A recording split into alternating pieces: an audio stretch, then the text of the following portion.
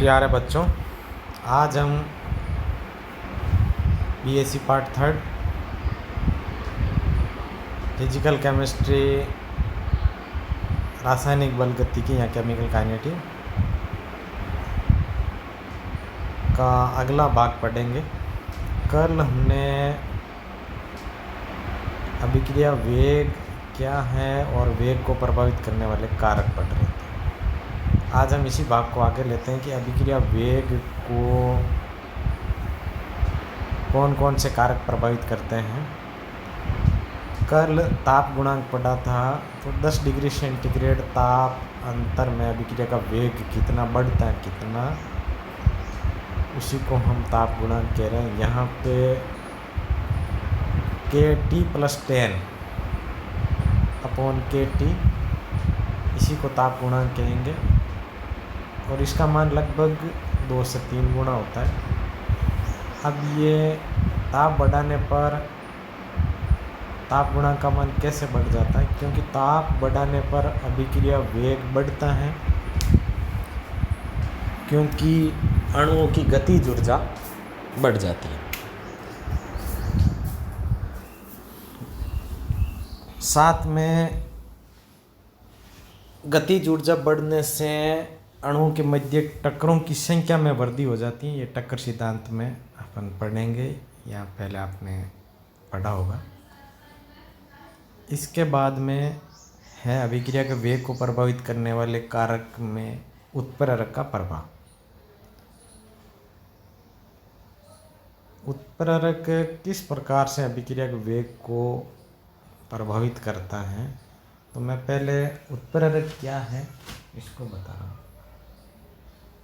उत्प्रेरक एक पदार्थ है जो अभिक्रिया में भाग तो लेता है लेकिन स्वयं अपरिवर्तित रहता है और अभिक्रिया के वेग को बदल देता है, परिवर्तित कर, तो उसको आप उत्प्रेरक कहेंगे। उत्प्रेरण सामान्यतः 2 प्रकार से हैं। धनात्मक उत्प्रेरण जिसमें अभिक्रिया का वेग बढ़ जाता है, ऋणात्मक उत्प्रेरण जिसमें अभिक्रिया का वेग घट जाता है।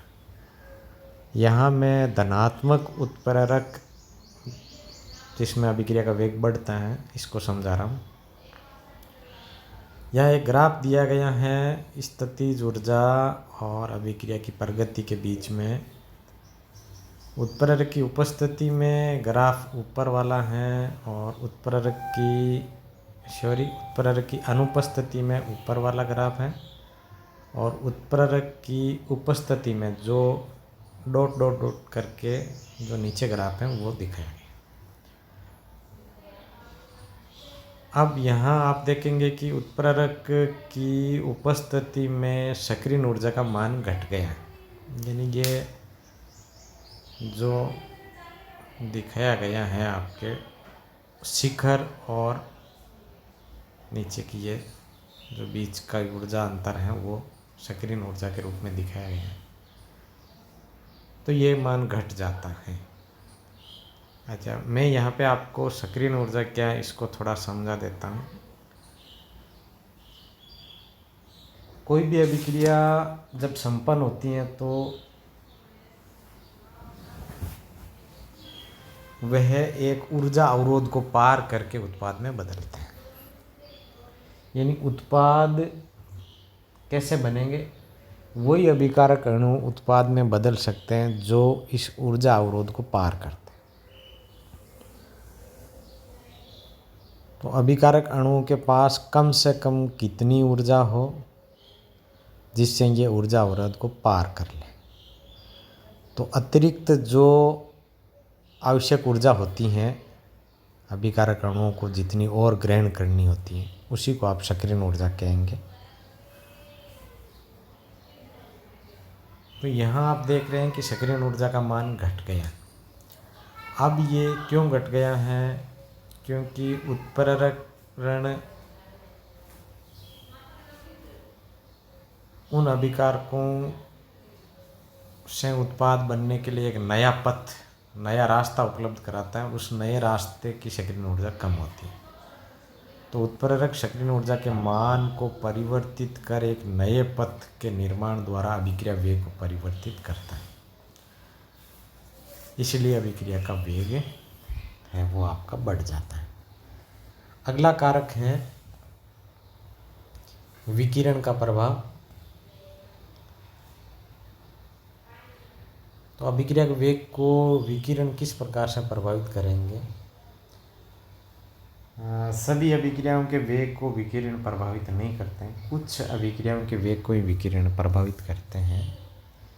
मैं यहाँ पे वैसे अपन आगे पढ़ेंगे अभिक्रियाओं के अलग प्रकार से प्रकार, अविकिरणीय अभिक्रियाएं और विकिरणीय अभिक्रियाएं। तो विकिरण की उपस्थिति में ही जो अभिक्रियाएं संपन्न होती हैं, बिना विकिरण संपन्न नहीं हो सकती, ऐसी अभिक्रियाओं को आप विकिरणीय अभिक्रियाएं कह सकते हैं या प्रकाश रासायनिक अभिक्रियाएं कह सकते हैं।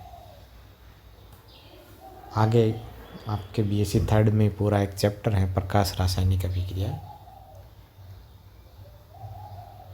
तो वही अभिक्रियाएं विकिरण वाली होती हैं, उन्हीं में विकिरण का प्रभाव पड़ता है। जैसे एक यहाँ पे H2 + Cl2 convert into 2HCl और इस एरो पर HNu लिखा गया है, इसका मतलब ये प्रकाश रासायनिक अभिक्रिया है।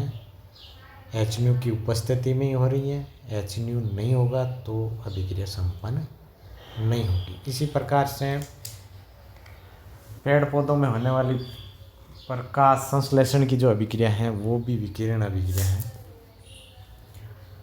तो कुछ अभिक्रियाएं विकिरण से प्रभावित होकर तीव्रता से संपन्न होती हैं, जैसे मुक्त मूलक प्रतिस्थापन क्रियाविधि द्वारा संपन्न होने वाली अभिक्रियाएं, तो उन पे विकिरण का प्रभाव पड़ेगा। अगला है अभिक्रिया के वेग को प्रभावित करने वाले कारक में अशुद्धि की उपस्थिति। यदि अभिकारकों के अलावा कुछ और अन्य अशुद्धियाँ मिला दी जाएं तो सामान्यतः अभिक्रिया का वेग घट जाता है। तो ये क्यों घट रहा है? क्योंकि जब अभिकारक अणु आपस में टकराते हैं और तो उत्पाद बदलते हैं, तो जो सक्रिय स्थल है अशुद्धियों की उपस्थिति में विकृत हो जाते हैं और इस कारण से वेग घट जाता है।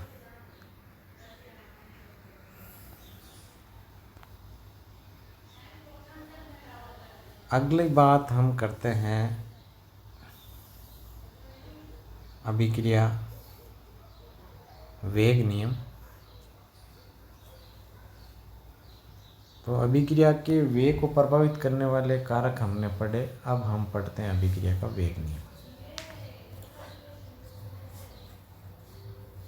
अभिक्रिया का वेग नियम क्या है? यानी एक ऐसा कोई समीकरण हो जो अभिक्रिया के बारे में सारी जानकारी देता है कि अभिक्रिया कौन सी कोटि की होगी, अभिक्रिया के वेग को कौन कौन से अभिकारक की सांद्रता या कौन कौन से अभिकारक उस वेग को प्रभावित करेंगे, या प्रभावित करेंगे तो उन अभिकारकों की सांद्रताओं के घातांक किस रूप में होंगे, किस प्रकार से प्रभावित करेंगे, उसको आप वेग नियम कहेंगे। तो यहाँ पे अभिक्रिया वेग नियम क्या है? किसी अवकलित वेग समीकरण में अवकलित वेग समीकरण में अभिकारकों की सांद्रता को घातांकों के रूप में प्रदर्शित करना वेग नियम कहलाता है। यहाँ पे एक सामान्य अभिक्रिया ली हुई है।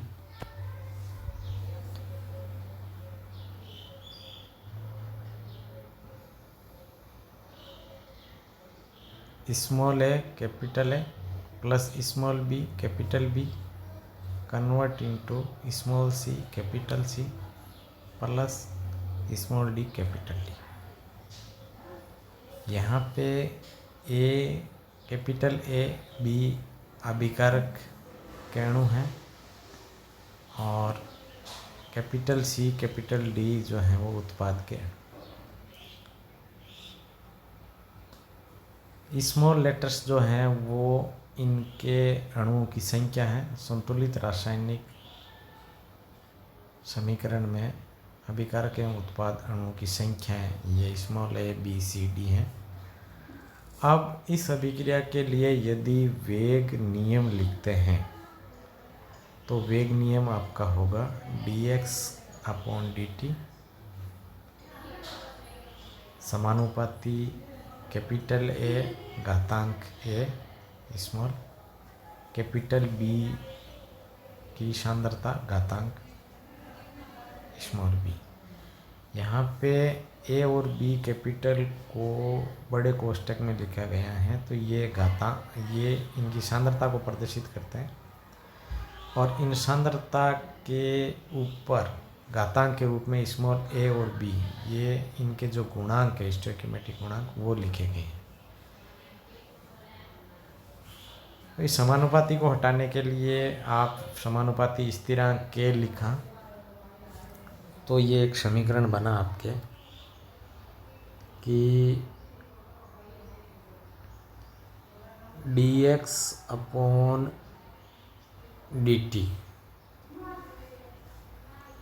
बराबर k a की पावर कैपिटल A सांद्रता की पावर A और B की सांद्रता की पावर B।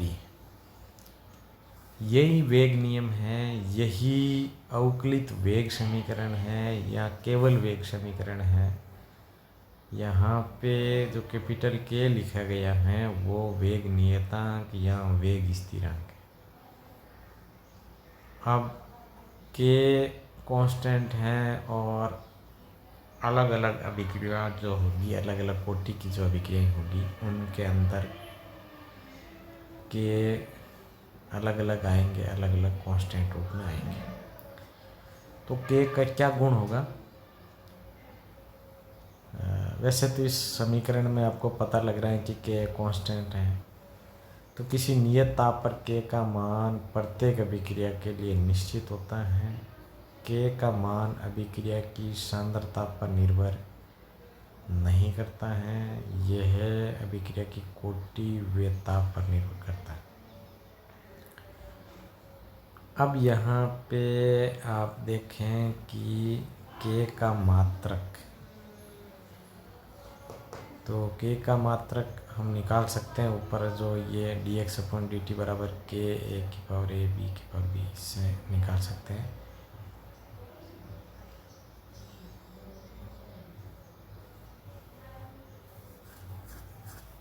इससे निकालेंगे तो अभिक्रियाएं विलयन अवस्था में और गैसीय अवस्था में दोनों के लिए अलग अलग के निकाल सकते हैं। विलयन के लिए सांद्रता है वो मोल पर लीटर में लिखी जाती है और गैसीय अवस्था के लिए सांद्रता है वो आपके एटमॉस्फेयर में लिखी जाती है।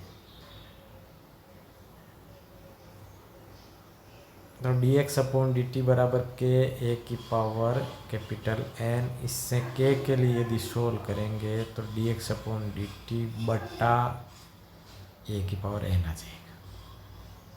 इसको सही करेंगे तो a की पावर 1 - n हो जाएगा और अब K के लिए इसको सोल्व किया तो मोल सांद्रता की इकाई लिखी हुई है मोल 1 - n, लीटर n-1 और सेकंड 1-। यहाँ पे n अभिक्रिया की कोटि है, कोटि को हम आगे और विस्तार से पढ़ेंगे। कोटि n बराबर 0, n बराबर 0 पे ये होगा मोल 1, यहाँ पे -1 लिखा जो गलत है, मोल 1, लीटर -1 और सेकंड इनवर्स। n बराबर 1 के लिए ये केवल सेकंड इनवर्स आएगा, n बराबर 2 के लिए मोल इनवर्स लीटर्स और सेकंड इनवर्स आएगा। इसी प्रकार गैसीय अभिक्रिया के लिए सांद्रता की जगह पे एटमॉस्फेयर लिखते हैं तो K की इकाई वो बनेगी एटमॉस्फेयर 1 माइनस एन और सेकेंड इनवर्स n बराबर 0, इसके लिए एटमॉस्फेयर सेकेंड इनवर्स आ गई। n बराबर 1 के लिए सेकेंड इनवर्स आ गई। तो आज हमने अभिक्रिया के वेग को प्रभावित करने वाले कारक और अभिक्रिया वेग नियम पढ़ा। तो आपके लिए असाइनमेंट है कि अभिक्रिया वेग को प्रभावित करने वाले कौन कौन से कारक हैं,